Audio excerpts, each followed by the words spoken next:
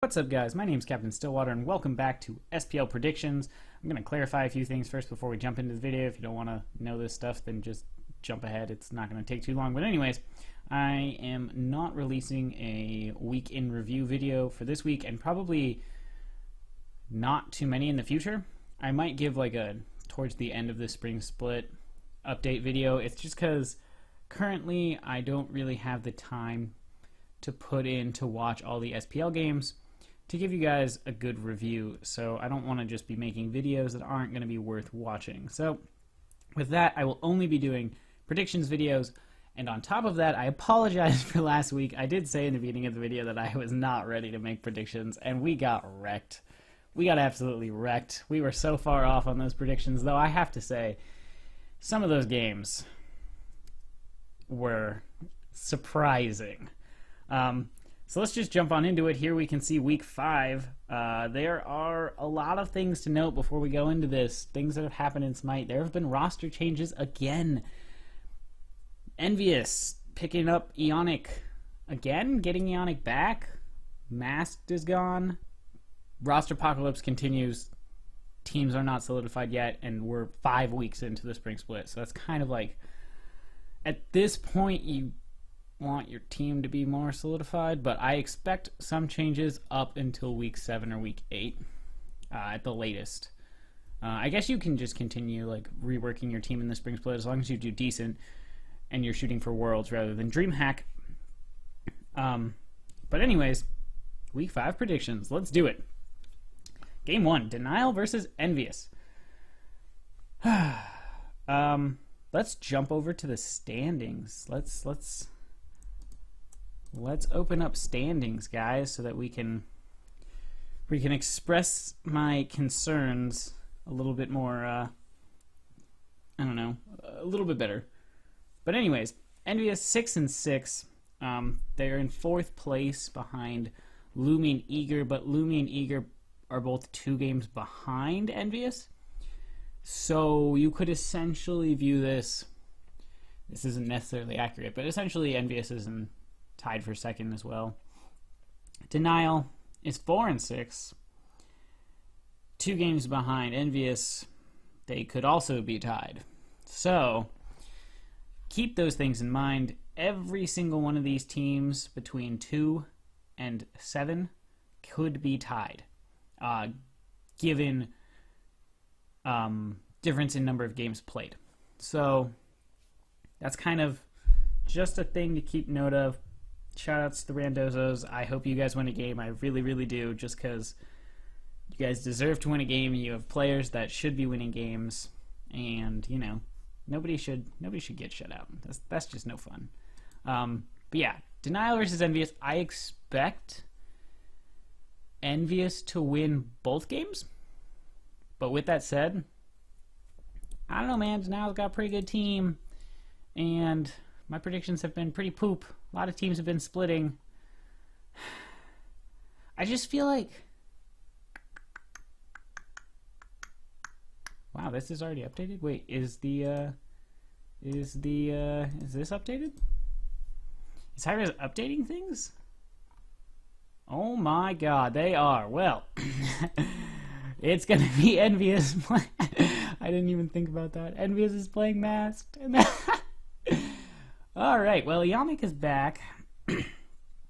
Like, this team is just good, man. This team is good. But this team's not bad. And Shadow Q, I feel like a lot of weight falls on Shadow Q to perform at his best, because I know Benji's going to play well. Xenotronics always has the chance to go off. He's like, I think he's still like tied at the top for player damage in all of the SPL. Vedium, you know, he's been solid throughout the season. He's impressed me in certain scenarios, but he hasn't really like blown me away in most of them. And then Mast has been playing subpar.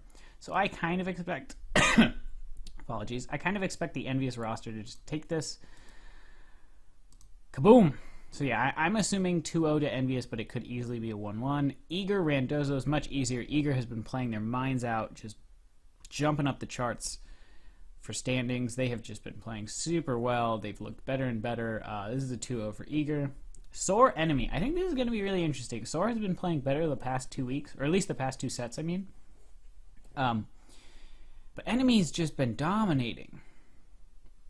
But at the same time, they're not like undefeated.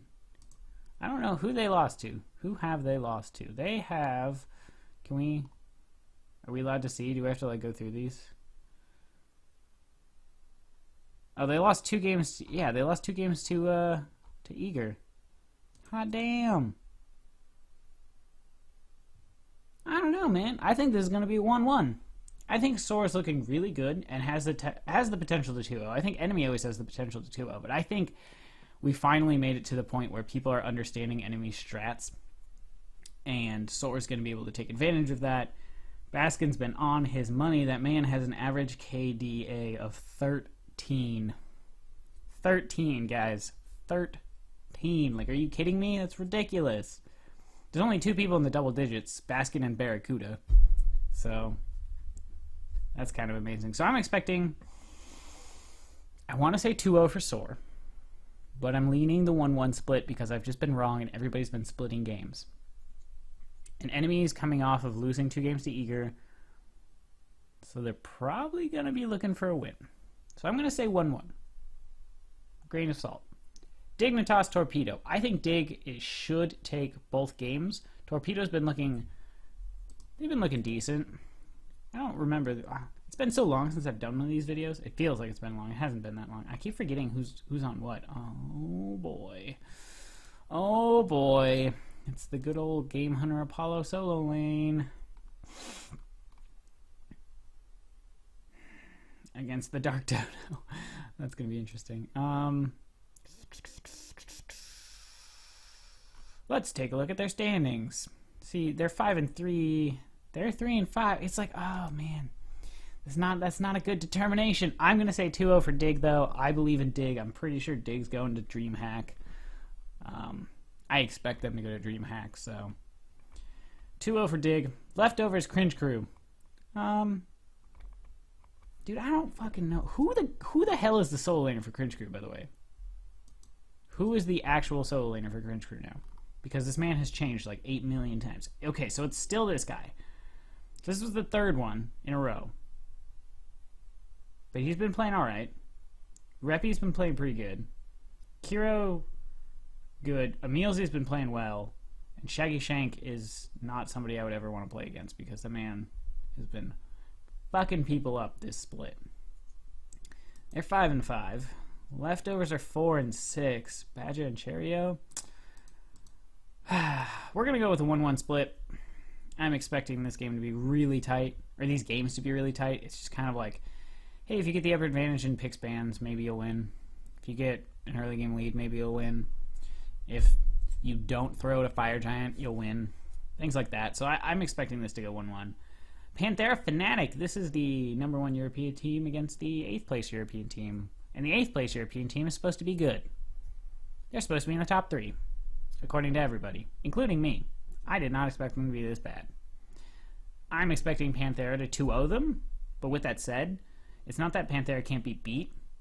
And Fnatic are far enough ahead at the moment that now would be a time where they could potentially try something that's not as traditional.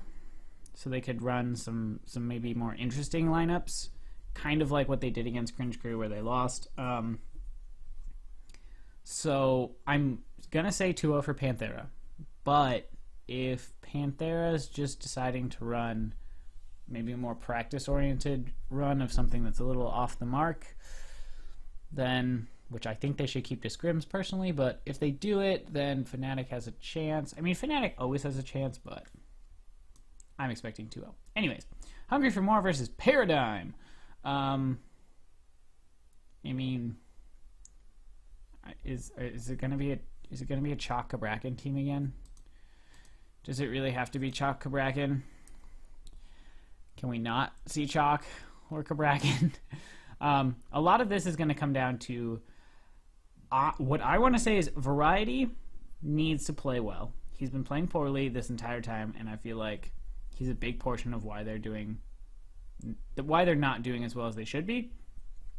They need to run something that isn't the Captain Twig Pretty Prime combo, Naja Volk combo, or the Fenrir Raijin combo, of which I don't think the Fenrir Raijin combos worked very well. Zindern's been playing alright. Ataraxia, he's good. I feel like I want him to step up and become that like Zapman on his team, because his team needs someone to step up. They need someone who can really come in at the late game and just tear people apart. Because Pretty Prime's like, yeah, he's got his gods and he's really good, but you can't run the same thing every single time. Like, people are just going to learn how to play against it. They're going to focus you down. You're going to get wrecked.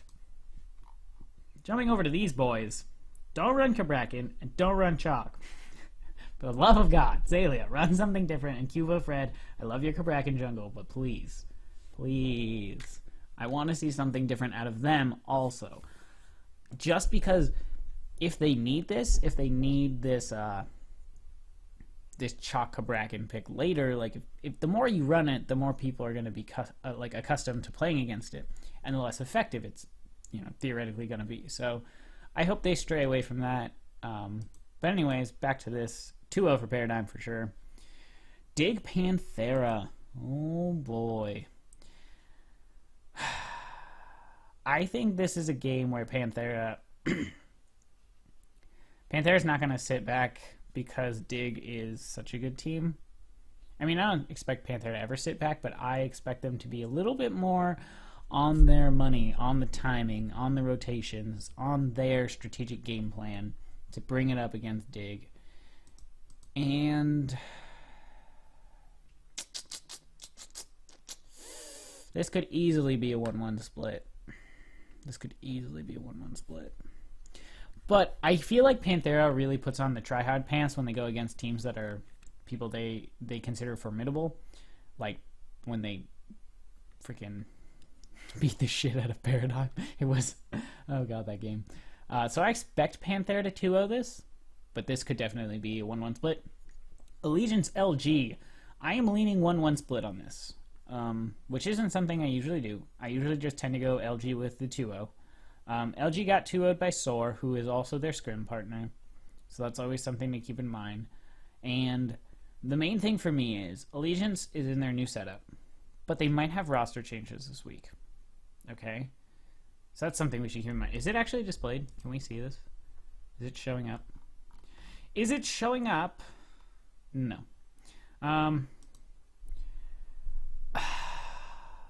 I think this is a game where Snoopy can take advantage of Matty Pocket.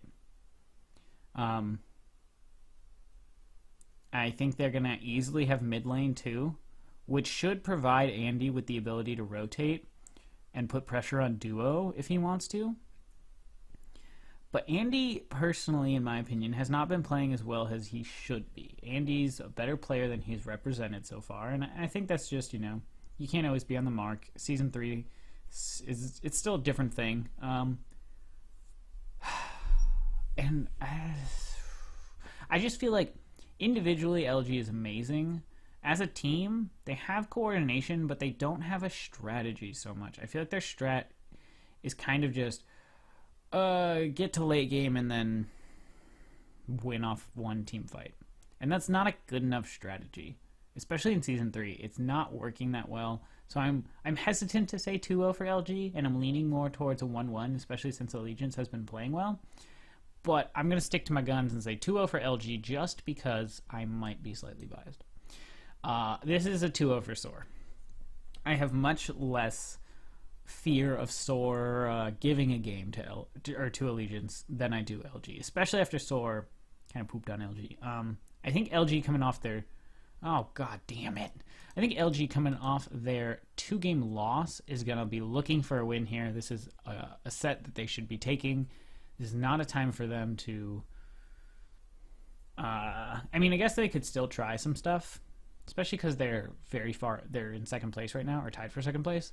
But considering the teams are so tight, I want to see them get a little bit more of a lead before they start playing more off the mark or off the meta things. So yeah, 2-0 for them. Definite 2-0 for Soar, because Soar's looking super strong right now, and I think they're just looking to really like hammer it home, stay on the money. They are in their groove, keep the groove going, win these games 2-0. Fnatic Torpedo. Oh god. The games with the lower end teams, for me, is always harder to predict. I expect this to be a 2-0 for Torpedo. That's what I'm thinking. But Fnatic could easily make this a 1-1 split.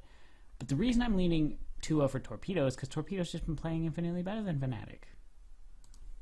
Like, that's just all there is to it. They've just been playing better. Fnatic's been playing terribly. And so, like, last week? Where they had their back-to-backs? Didn't they just play Torpedo? Yeah, they just played Torpedo, and they won 1 split. They won 1 split.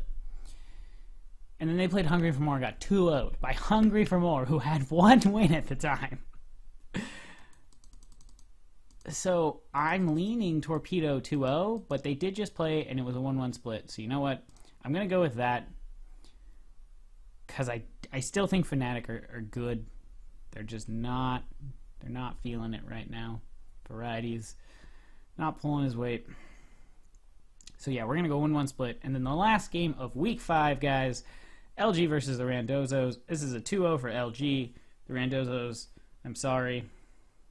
You guys are great people, I'm sure. I don't actually know any of you, but LG is going to win. I don't need much analysis. The Randozos are not playing well. Poor guys. I feel bad for them. I hope they win, but I personally don't hope they beat LG. But anyways, there you guys have it. That was week 5 predictions. Tell me what you guys think. If you agree, disagree, throw it down in the comments. Otherwise, be sure to like, comment, subscribe, and I will see you all next time.